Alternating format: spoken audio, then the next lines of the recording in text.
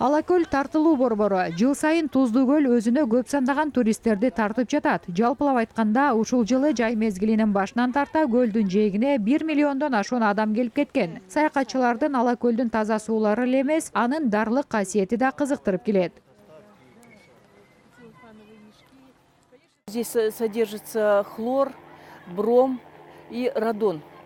Бул суунун курамында хлор, бром жана радон бар. Алар тери жана ревматоиддик артрит ооруларынан арылтууга абдан мыкты таасир берет.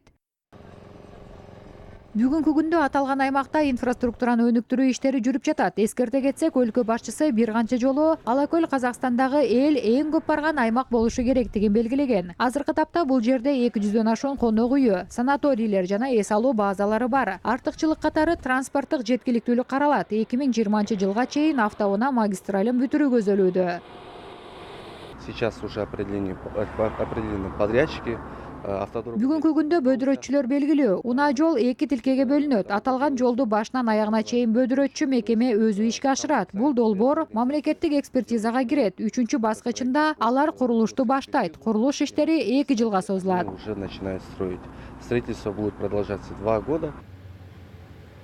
Эскерте кетсек, туристтердин ыңгайлуулугу үчүн 3 аралда аба майдан жана жаңы темир жол маршруттары ишке берилди. Курорттук аймактын келечеги чоң. Серепчилердин айтымында, Ала көл бир мезгилде 2 миллионго чейин адамды кабыл ала алат.